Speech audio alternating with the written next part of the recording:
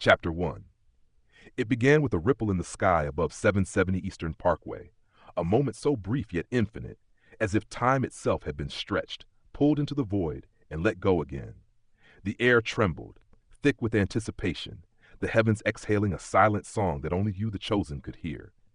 It was in the quiet, in that sacred space of the heart where worlds collide, that the fire descended. A flame like no other, a fire not of this earth, nor of any world created.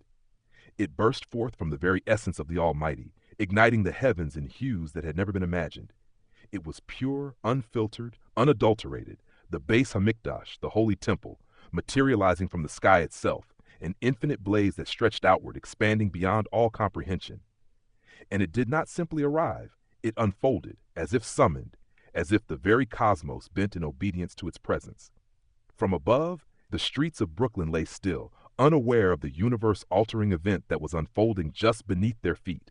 Yet, deep within the ground, beneath the foundations of 770, something stirred. The roots of synagogues, of holy places, stirred to life. The earth quivered, its very core remembering its purpose, its destiny to support the sacred. And so, the synagogues began to rise, like roots torn from the earth, some still holding on to the dirt, some shedding the earth's grip entirely. The holy places of prayer lifted from their foundations and flew. They soared, defying the laws of physics, defying the weight of years, centuries even, of solid existence. They ascended, drawn by the irresistible force of the temple's light, their very essence bound to its call. All over the world, from the most distant corners of the earth, synagogues rose from the ground in a majestic synchronized flight. Some were whole, their walls and windows intact. Others, their components scattered, flew together in a cosmic dance of unity. They were drawn towards Jerusalem, towards the Temple Mount, where the fire raged like a consuming presence. And then from every corner, the Jewish people, those who had walked the earth in faith, in hope, in struggle, were summoned. They too began to rise. From every city, every country, every corner of the earth, the Jewish people felt the pull. It was not a force they could resist, for it was not a force at all.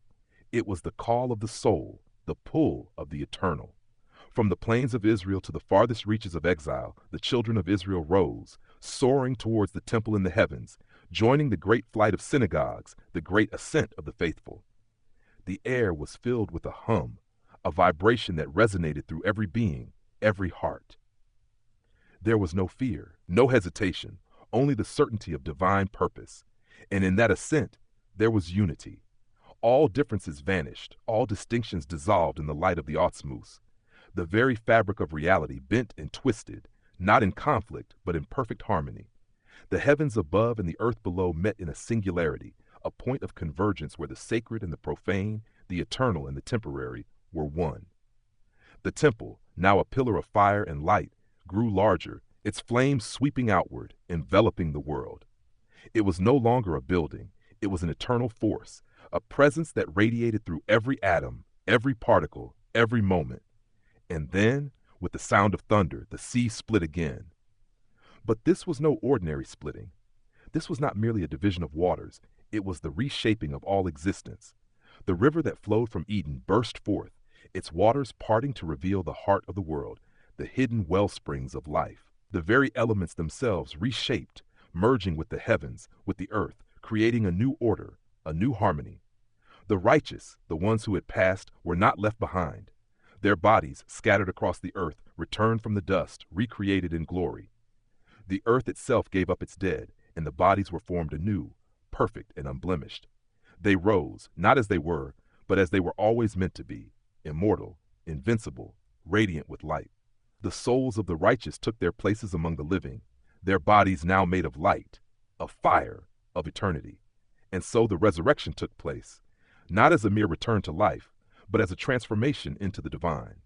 These bodies, now unbreakable, impervious to decay, stood forever, their souls intertwined with the eternal fire of the Beis Hamikdash.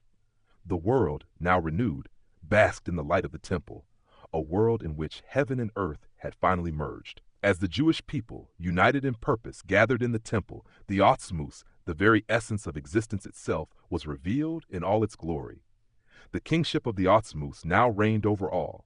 No longer was there a separation between the divine and the earthly, between the holy and the mundane. All was unified, all was one, and in that unity there was peace, eternal prosperity. The nations, too, felt the transformation. The world, once divided, now existed in harmony.